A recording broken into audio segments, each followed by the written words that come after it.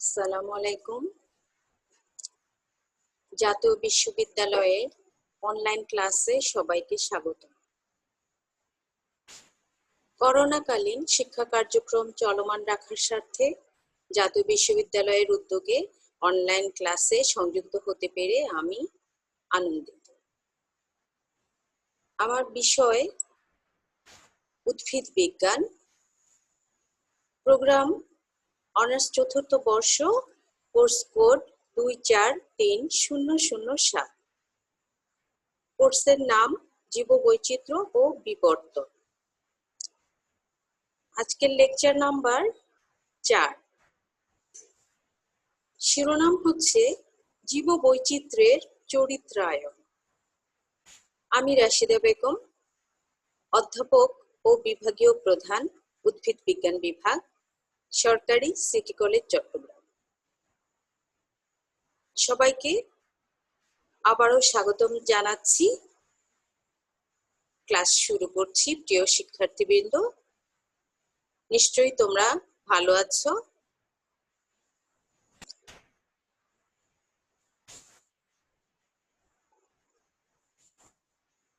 আজকে আমরা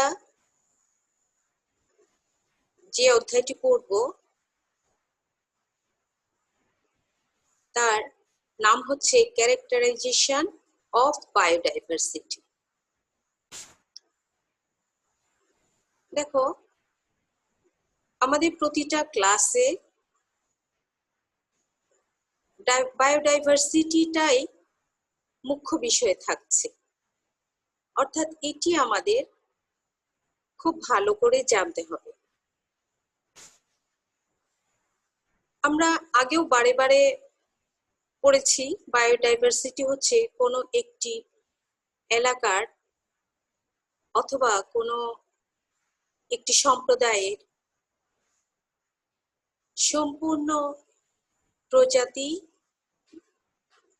গোষ্ঠী, অর্থাৎ প্রজাতির সমগ্রতাকেই বলা হয় জীববৈচিত্র্য বা বায়োডাইভার্সিটি। আমরা বায়োডাইভার্সিটি বলতে উদ্ভিদ এবং প্রাণী উভয়ের ডাইভার্সিটি বুঝি। প্ল্যান্ট ডাইভার্সিটি যদি আমরা বলি, তাহলে আমরা সেখানে উদ্ভিদ জগতের মধ্যকার যে বৈচিত্র্য, জিনগত পার্থক্য, প্রজাতিগত পার্থক্য, ইকোসিস্টেমগত পার্থক্য ইত্যাদি বুঝি।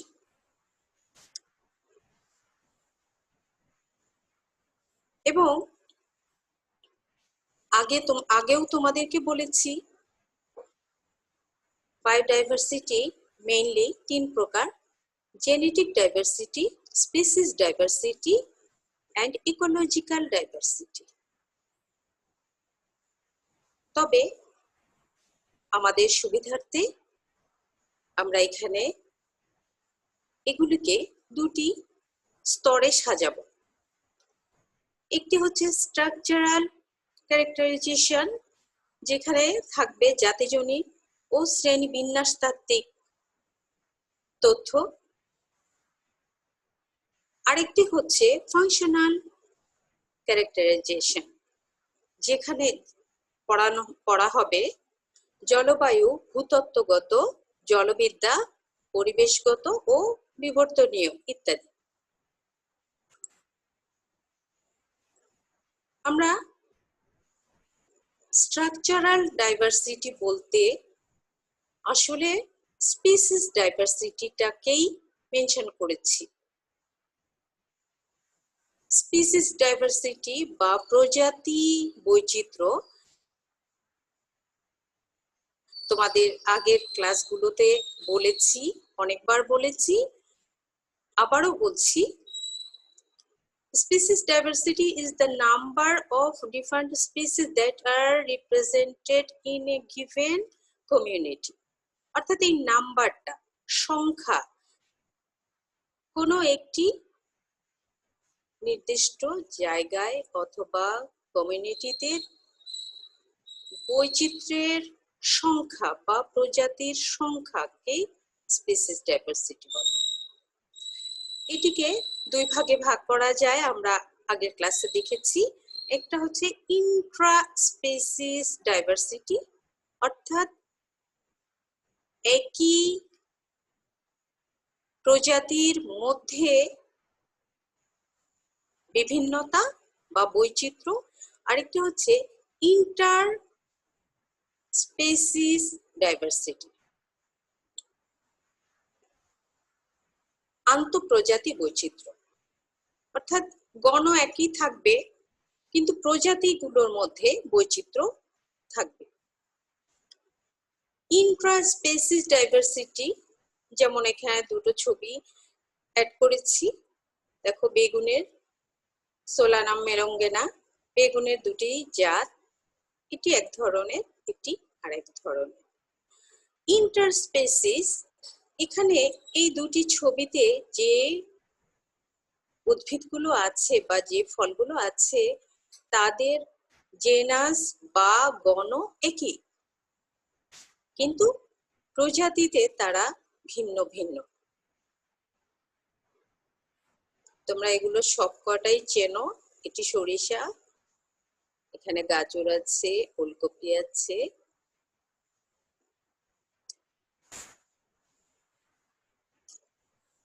এবার আসো আরেকটি বিষয়, স্পিসিস ডাইভার্সিটি উইদিন এরিয়াস, অর্থাৎ একটি নির্দিষ্ট এলাকার স্পিসিস ডাইভার্সিটি।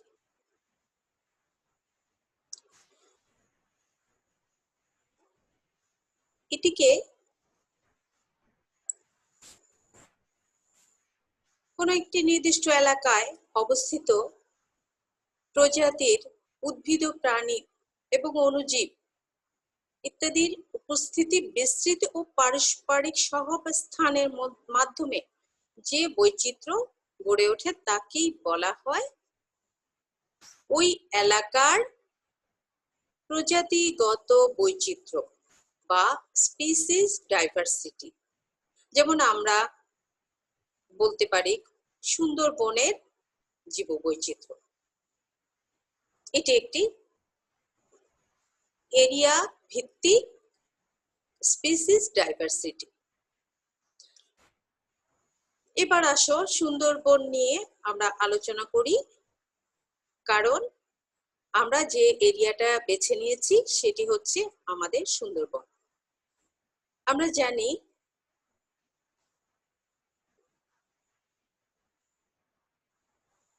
সুন্দরবন গঙ্গা, ব্রহ্মপুত্র এবং মেঘনা অববাহিকা অবস্থান করছে এবং বাংলাদেশ এই বনের 60% এবং ভারত 40% অধিকারী। এবং এই বনটি পৃথিবীর লার্জেস্ট কোস্টাল ওয়েটল্যান্ড, অর্থাৎ ভেজা মাটির বন পৃথিবীর মধ্যে সবচেয়ে বড়। এখানে বার্ষিক গড় বৃষ্টিপাত 1600 থেকে 1800 মিলিমিটার। এখানে 350 প্রজাতির ভাস্কুলার উদ্ভিদ আছে, 250 প্রজাতির মাছ এবং 300 প্রজাতির পাখি আছে। তাছাড়া ফাইটোপ্ল্যাঙ্কটন, ছত্রাক, ব্যাকটেরিয়া ইত্যাদিও রয়েছে। সুন্দরবনকে তার মাটির পরিবেশ এবং উদ্ভিদের অভিযোজন ইত্যাদির উপর ভিত্তি করে 5টি অঞ্চলে ভাগ করা হয়েছে। এই অঞ্চলগুলো হলো অলবণাক্ত সুন্দরবন বা ফ্রেশ ওয়াটার এরিয়া, যেখানকার পানিতে লবণ নেই। এটা উত্তর হবে। উত্তর পূর্বাংশে বলেশ্বর পশুর নদীর মধ্যবর্তী এলাকা, এই এলাকাটি, যেখানকার প্রধান উদ্ভিদ হচ্ছে সুন্দরী, হেরিটিয়ারা ফোমেস। তার সাথে অন্যান্য যে উদ্ভিদগুলো পাওয়া যায় সেগুলো হচ্ছে কেওড়া, সোনারেশিয়া এপিটালা, গেওয়া, এক্সোকেরিয়া অ্যাগালোকা, পাইন, এপিসিনিয়া অ্যালবা, পশুর, জাইলোকার্পাস, মেকনজেনসিস, টাইগার ফার্ন, অ্যাক্রোস্টিকাম অরিয়াম, এই উদ্ভিদগুলো জন্মে। তাছাড়া আরো কিছু লতানো, গুল্ম ইত্যাদি জাতীয় উদ্ভিদও জন্মে। স্বল্প লবণযুক্ত সুন্দরবন, অর্থাৎ যেখানকার পানিতে লবণের মাত্রা কম। বনাঞ্চলের মধ্যে মধ্য দক্ষিণ এলাকাকে গেওয়া সুন্দরবন বলে, কারণ এখানকার পানিতে অল্প লবণ আছে। এবং গেওয়া সুন্দরবন নাম যেহেতু, এখানকার তাহলে প্রধান বৃক্ষ হচ্ছে গেওয়া, তার সাথে আছে সুন্দরী, পশুর, কেওড়া, ধুন্দুল, খামগর্জন ইত্যাদি। খামগর্জন হচ্ছে রাইজোফোরা মিউক্রোনেটা।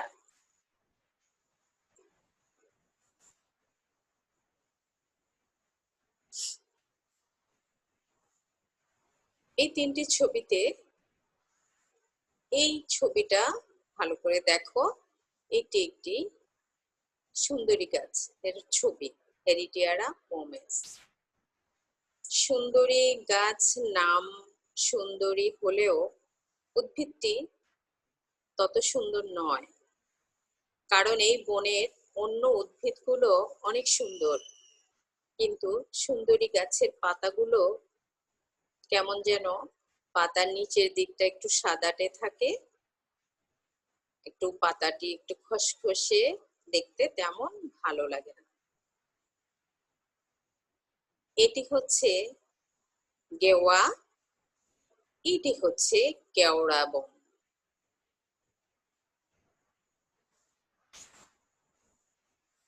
তিন নম্বর অঞ্চল হচ্ছে লবণাক্ত সুন্দরবন।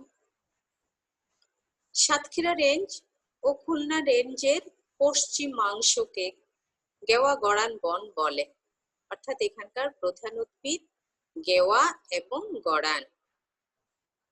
তার সাথে আছে পশুর, ধুন্দল, কাঁকড়া। কাঁকড়া একটা গাছের নাম, ব্রুজিয়েরা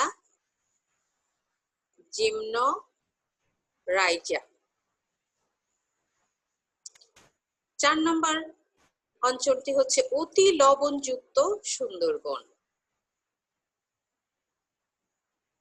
সমুদ্র নিকটবর্তী দক্ষিণ ও দক্ষিণ পশ্চিম অংশের কর্দমাক্ত নতুন চর এলাকাকে গর্জন বন বলে, অর্থাৎ অতি লবণযুক্ত স্থানে গর্জন বেশি জন্মে। তার সাথে আছে গড়ান, সেরিওপস ডিকান্ড্রা, কেওড়া, সাদা বাইন, এবিসিনিয়া অ্যালবা, গোলপাতা। এতক্ষণে আমরা এসেছি গোলপাতা শব্দটি নিয়ে, নিপা ফ্রুটিক্যান্স। 5 নম্বর হচ্ছে খড়বাকার উদ্ভিদ বন বা ছোট ছোট গাছ যেখানে জন্মে। সুন্দরবনের উত্তর সীমানার বহিরাংশের খাল খাড়ির ধারে খড়বাকার কাটা গাছ হাড়গোজার প্রাধান্য থাকা এই এলাকাটাকে কাঁটা জঙ্গল বলে। হাড়গোজা, অ্যাকান্থাস ইলিসিফলিয়াস, হোগলা, টাইফা, এলিফ্যান্টিয়ানা, হাতাল, ফনিক্স, পেলুডোসা, গোলপাতা, নিপা, ফ্রুটিক্যান্স। এখানে একটা এস বসেনি, এটি ভুল হয়েছে। ছবিগুলো দেখো, এটি হচ্ছে হাড়গোজার ছবি। দেখো পাতাগুলো ভীষণ, এখানে কাটা থাকে, সম্পূর্ণ পাতায় এরকম গাছে কাটা থাকে। এটি হচ্ছে হোগলা, এটি হাতাল। ছোট ছোট উদ্ভিদ, খুব বেশি বড় হয় না আকারে। এবারে আমরা আসি স্পিসিস রিচনেস বা প্রজাতির প্রাচুর্য কি। এখনো আমরা স্ট্রাকচারাল বায়োডাইভার্সিটিতে আছি। Species richness.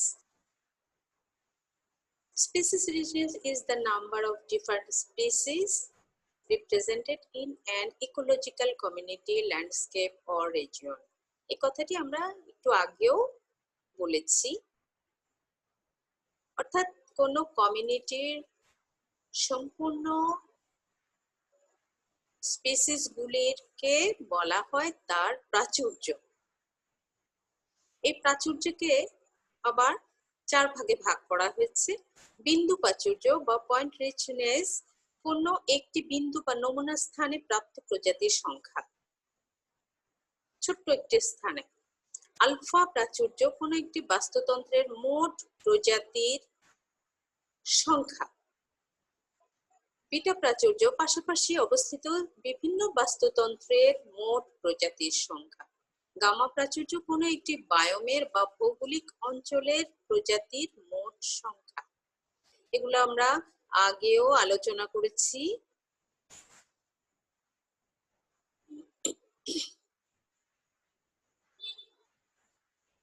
Landscape A B, landscape C D.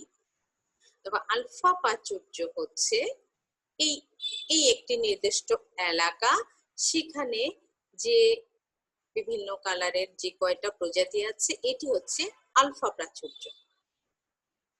এটিও একটি আলফা প্রাচুর্য, এটিও একটি আলফা প্রাচুর্য, এটিও একটি আলফা প্রাচুর্য। কিন্তু যখন এই পাশাপাশি দুটি আলফা প্রাচুর্যের সংখ্যা আমরা গণনা করব, তখন সেটি হয়ে যাবে বিটা প্রাচুর্য বা বিটা ডাইভার্সিটি। যখন আমরা এই সব মিলে একটি বড় এলাকার বা একটি বায়োমের ডাইভার্সিটি কল্পনা করব বা গণনা করব, তখন সেটি হয়ে যাবে গামা ডাইভার্সিটি। ছবির মাধ্যমে আবারও বোঝানোর চেষ্টা করছি। স্পিসিস রিচনেস, এখানে দেখো অনেকগুলো উদ্ভিদ আছে, কিন্তু মাত্র 1, 2, 3 রকমের উদ্ভিদ আছে। এই ছবিতে যে কয়টি উদ্ভিদ আছে তার মধ্যে 1, 2, 3, 4, 5 রকমের উদ্ভিদ আছে। তাহলে এই এলাকাটি রিচনেস বেশি, স্পিসিস রিচনেস বেশি।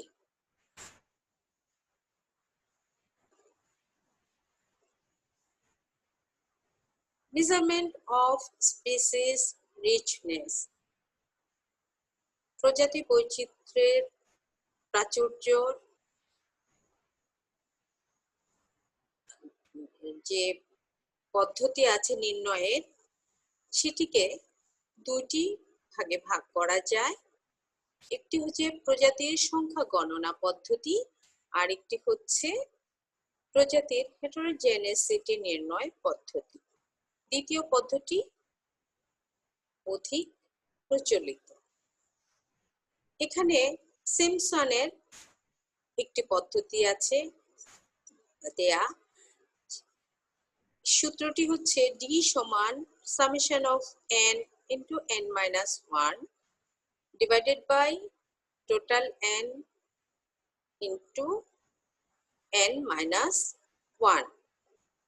ছোট হাতের n, the total number of organisms of a particular species.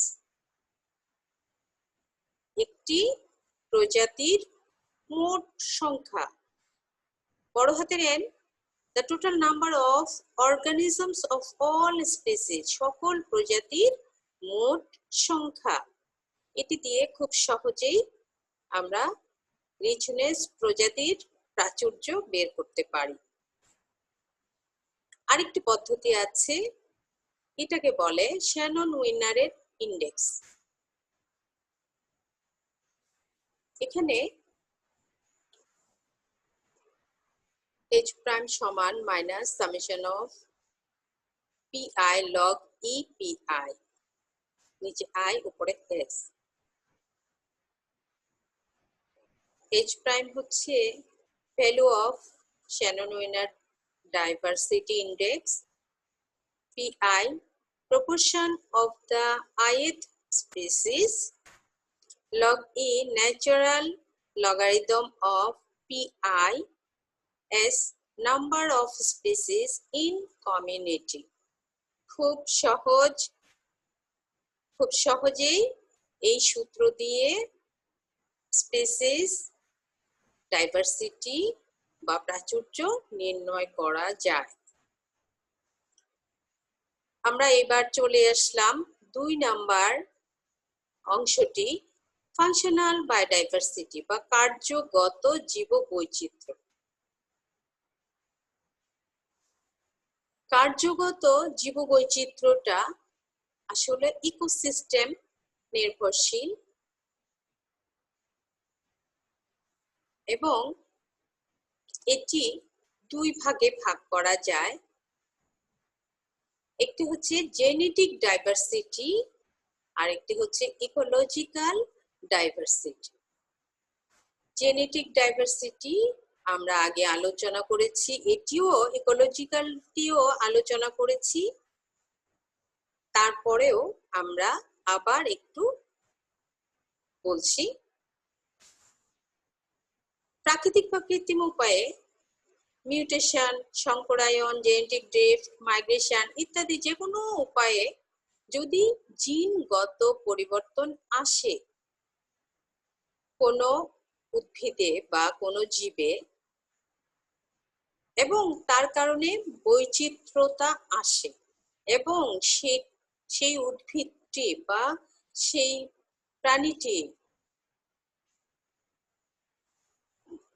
জাত তৈরি করে, উপজাত তৈরি করে অথবা পরিজাত স্ট্রেন তৈরি করতে পারে, তবে তাকে বলা হবে জেনেটিক ডাইভার্সিটি। অর্থাৎ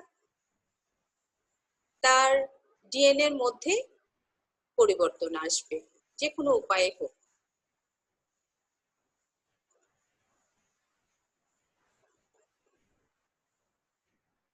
যখন এরকম জেনেটিক উপায়ে কোনো প্রাচুর্য আসে বা বৈচিত্র্য মণ্ডিত কোনো প্রজাতি আসে, সেগুলোকে আমরা জাত, বিভিন্ন জাতে ভাগ করতে পারি। যেমন জাতের ইংরেজি হচ্ছে ভ্যারাইটি, উপজাত, রেসেস, পরিজাত, স্ট্রেন ইত্যাদিতে ভাগ করতে পারি। যেমন আমাদের আবাদি ফসলগুলোর প্রচুর জেনেটিক প্রাচুর্য আছে। এগুলো কিভাবে হয়েছে? ভূমিকর্ষিত অপ্রচলিত জাত থেকে এসেছে, আবাদি জাত থেকে এসেছে, ব্রিডিং লাইন থেকে বা প্রজনন সারি থেকে এসেছে, গুণগঠনরূপ জাতি অর্থাৎ তাদের যে ওয়াইল্ড ফর্ম আছে সেখান থেকে এসেছে। জেনেটিক ডাইভার্সিটির ছবি দেখো, এটি জেনেটিক ডাইভার্সিটি ইন বানানাস। কলার মধ্যে আমরা কত রকমের কলা দেখতে পাচ্ছি। এদের জেনেটিক্যালি পরিবর্তন হয়েছে, যে কোনো ভাবে হোক পরিবর্তন হয়ে এদের মধ্যে বৈচিত্র্য এসেছে। তেমনি ভাবে আমরা ধানের কয়েকটি ছড়া দেখতে পাচ্ছি। এখানে দেখো, এটির হুলটা অনেক বড়, এটিতে কোনো হুল নেই, এটি কালো, এটি একটু লালচে, এটি একটু অন্যরকম, এক একটা, এটি একটু ছোট ছোট, বিভিন্ন জাত, উপজাত, পরিজাত এগুলো। ইকোলজিক্যাল ডাইভার্সিটি, যেটাকে বলে বাস্তুতান্ত্রিক বৈচিত্র্য, এটি কেমন হতে পারে? বাস্তুতান্ত্রিক অর্থাৎ ইকোলজিক্যাল যে ফ্যাক্টরগুলো আছে সেগুলোর উপর নির্ভর করে এই বৈচিত্র্যগুলো আসে। যেমন তাদের স্বভাবে বৈচিত্র্য আসে,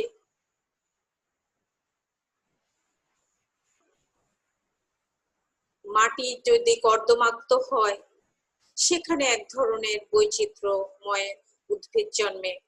নিমজ্জিত উদ্ভিদাশ্রয়ী, নিমজ্জিত উদ্ভিদগুলো এক ধরনের বৈচিত্র্য বহন করে।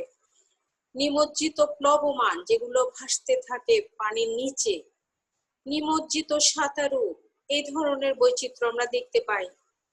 ঊর্ধ্বতলীয় বিশ্রামী, পানির উপরে থাকে যেগুলো, মর্যাদা ভিত্তিক, স্বভোজী, পরভোজী, মৃতজীবী, এগুলো নিশ্চয়ই তোমাদেরকে বোঝাতে হবে না। এগুলো হচ্ছে এক একটি বৈচিত্র্য। বায়োম বৈচিত্র্য, প্রথমে বায়োমটা কি? বায়োম হচ্ছে একটি বড় এলাকা অথবা একটি গামা ডাইভার্সিটি, যেখানকার জলবায়ু, ভূমিরূপ ও মৃত্তিকার গঠনের উপরে জীব সম্প্রদায় গড়ে ওঠে। বায়োমের সবচেয়ে গুরুত্বপূর্ণ নিয়ামক হচ্ছে তাপমাত্রা ও বৃষ্টিপাত। এই তাপমাত্রা ও বৃষ্টিপাতের উপর নির্ভর করে জীববৈচিত্র্য আসে বা উদ্ভিদ অভিযোজিত হয়। বায়োমের দুটি ছবি দিয়েছি, নিশ্চয়ই তোমরা বুঝতে পারছো এটি আমাদের সুন্দরবন, এগুলো গোলপাতা, আর এটি একটি মরুভূমির বায়োম। দেখো, শুষ্ক বালুকাময়, সেখানকার প্রাণী, উট দেখা যাচ্ছে। প্রিন্সিপালস অফ গ্লোবাল বায়োডাইভার্সিটি, বিশ্ব জলবায়ু নিয়ে আমরা এখন কথা বলবো। নিরক্ষরেখা থেকে 23.5 ডিগ্রি অক্ষাংশ পর্যন্ত ক্রান্তীয় অঞ্চল, এই অঞ্চলে তাপমাত্রা অনেক বেশি থাকে, 25 থেকে 35 ডিগ্রি সেলসিয়াস। বৃষ্টিপাতের পরিমাণ থাকে 80 থেকে 160 ইঞ্চি। রাতের তাপমাত্রার পার্থক্য ঋতু ভেদের তাপমাত্রার চেয়ে বেশি, অর্থাৎ এক ঋতু থেকে আরেক ঋতুর তাপমাত্রার যে পার্থক্য আছে, এখানে দিন এবং রাতের তাপমাত্রার পার্থক্য তার চেয়ে বেশি। যেমন বলা হচ্ছে, সিঙ্গাপুরে রাতের এবং দিনের তাপমাত্রার পার্থক্য হচ্ছে 10 ডিগ্রি সেলসিয়াস। আর্দ্রতার ও দীপনকালের পার্থক্য সমান। এরূপ জলবায়ুতে জীববৈচিত্র্য সর্বোচ্চ পর্যায়ের হয়। নিরক্ষরেখা থেকে উত্তর ও দক্ষিণে নাতিশীতোষ্ণ ও মেরু অঞ্চল। এবারে আমরা আসলাম ক্রান্তীয় অঞ্চলের পরে যে দুটি অঞ্চল আছে, নাতিশীতোষ্ণ ও মেরু অঞ্চল। সেখানকার তাপমাত্রা ও বৃষ্টিপাত কম থাকে। ঋতুভেদে তাপমাত্রা, বৃষ্টিপাত, আর্দ্রতা ও দীপনকালে পার্থক্য খুব বেশি থাকে। বিশ্ব জীববৈচিত্র্য কয়েকটি কথা বলবো। মেরু অঞ্চলে কোনো বৃক্ষ প্রজাতি নেই। এগুলো হচ্ছে স্বীকৃত কয়েকটি কথা। নাতিশীতোষ্ণ অঞ্চলের উত্তরাংশ কনিফেরাস বলে সর্বোচ্চ 12 প্রজাতির বৃক্ষ দেখা যায়। যুক্তরাষ্ট্রের টেম্পারেট বনাঞ্চলে 20 থেকে 35 প্রজাতির বৃক্ষ দেখা যায়। পানামার ছোট ক্রান্তীয় বনাঞ্চলে 1110 প্রজাতির বৃক্ষ এবং ইন্দোনেশিয়ার কালিমাথান বৃষ্টি অরণ্যে 700 প্রজাতির বৃক্ষ দেখা যায়। এটি বিজ্ঞানী পেটার 1989 সালে বলেছেন বা দিয়েছেন এই তথ্যটি। মৌলনীতি, কি কি মৌলনীতি আছে বায়োডাইভার্সিটিতে? প্রজাতি প্রাচুর্য ক্রান্তীয় অঞ্চলে সর্বাধিক, নাতিশীতোষ্ণ অঞ্চলে মধ্যমাত্রার এবং মেরু অঞ্চলে সর্বনিম্ন। শীতল অঞ্চলের তুলনায় উষ্ণ অঞ্চলে জীববৈচিত্র্য বেশি হয়ে থাকে। শুষ্ক অঞ্চলের তুলনায় আর্দ্র অঞ্চলের জীববৈচিত্র্য বেশি। বেশি ঋতু বৈচিত্র্যের তুলনায় কম ঋতু বৈচিত্র্যের অঞ্চলে প্রজাতি প্রাচুর্য গড়ে ওঠে। উঁচু অঞ্চলের তুলনায় নিচু অঞ্চলে অধিক প্রজাতি প্রাচুর্য গড়ে ওঠে।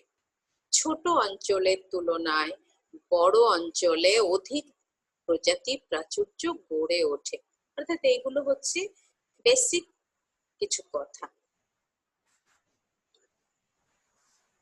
Micro diversity and mega diversity আমরা শব্দ দুটি দিয়ে সহজে বুঝতে পারছি। মাইক্রো মানে ছোট ক্ষুদ্র আকৃতির ডাইভার্সিটি এবং মেগা মানে বৃহৎ আকৃতির ডাইভার্সিটি।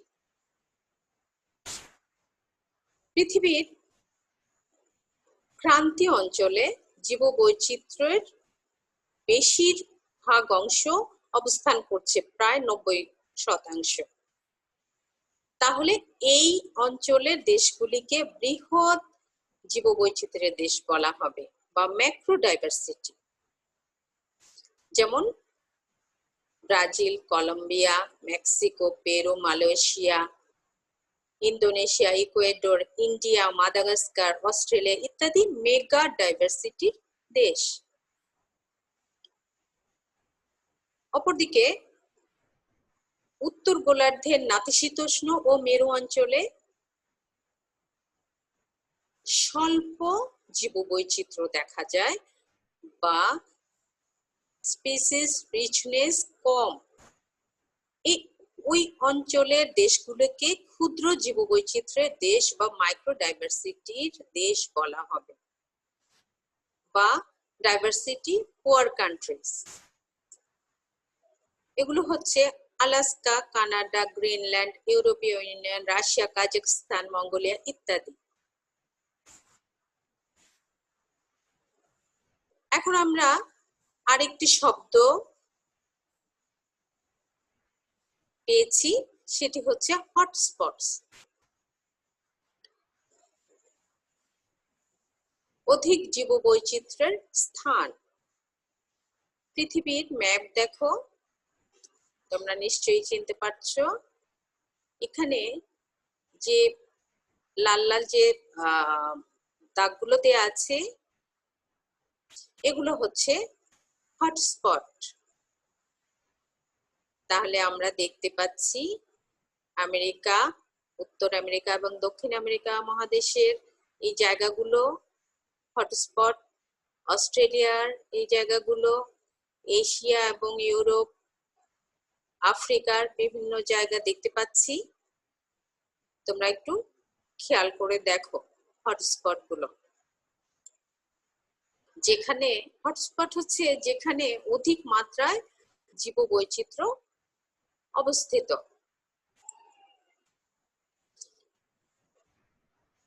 বিজ্ঞানী মেয়ার 1988 সালে এই শব্দটি ব্যবহার করেন। হটস্পট অর্থ চরম প্রাচুর্য স্থান, যেখানে প্রজাতিসমূহের অতি বৃদ্ধি বা অতি সমৃদ্ধি বা বৈচিত্র্য দেখা যায়। মেয়ার পৃথিবীর উষ্ণমণ্ডলীয় 12টি স্থানকে হটস্পট হিসেবে শনাক্ত করেন এবং জরুরিভাবে সংরক্ষণের সুপারিশ করেন।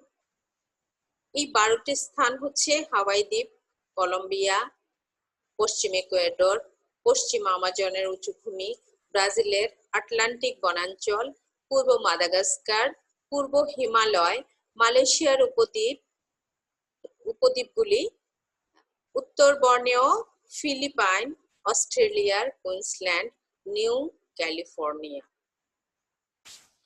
এই স্থানগুলোর আয়তন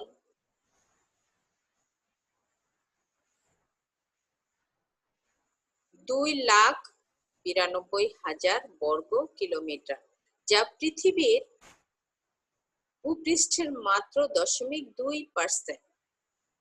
এন্ডেমিক প্রজাতির সংখ্যা 34,400। উষ্ণমণ্ডলীয় অরণ্যের 27% এবং মোট উদ্ভিদ প্রজাতির মাত্র 13%। এটি অস্ট্রেলিয়ার একটি হটস্পট। এটি আটলান্টিক ফরেস্ট আমেরিকার একটি হটস্পট। দেখো কত বেশি উদ্ভিদ প্রজাতি এখানে আছে, এবং এই পাহাড়গুলো দেখা যাচ্ছে সবই উদ্ভিদে ভরা। নাতিশীতোষ্ণ মণ্ডলীয় হটস্পটকে 8টি ভাগে ভাগ করেছে। 8টি হচ্ছে ক্যালিফোর্নিয়ার পশ্চিমাংশ, কেন্দ্রীয় চিলি, আইভরি কোস্ট, আফ্রিকার কেপ উদ্ভিজ্জ প্রদেশ, ভারতের পশ্চিম ঘাট, শ্রীলঙ্কা, দক্ষিণ পশ্চিম অস্ট্রেলিয়া, তানজানিয়া।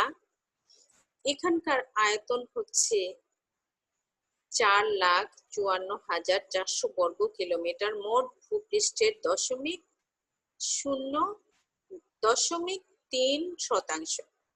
এন্ডেমিক প্রজাতির সংখ্যা 15,555, মোট উদ্ভিদ প্রজাতির 6%। দুটি প্রজাতি সমৃদ্ধ স্থানের ছবি দেখো।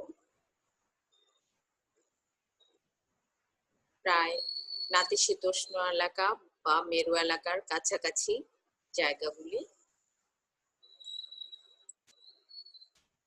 এই ছবিটি আমাদের বাংলাদেশের একটি রেইন ফরেস্টের ছবি। এটিও আমাদের হটস্পট। আশা করছি তোমরা বুঝতে পেরেছো যে শব্দগুলো, নতুন নতুন শব্দ আমরা পেয়েছি, সেগুলোর অর্থ বুঝেছো। সবাইকে আবারও অনেক অনেক ধন্যবাদ জানিয়ে শেষ করছি। আল্লাহ হাফেজ।